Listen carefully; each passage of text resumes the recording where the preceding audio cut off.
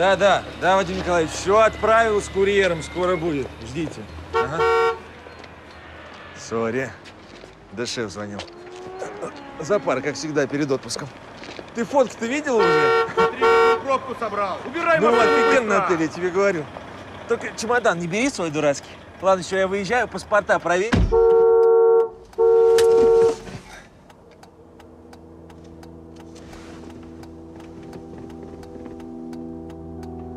Пожарные приехали почти сразу. Только все машинами заставлено было. Хорошо, мужики нашлись, начали растаскивать. Все равно не успели. Ты задохнулся,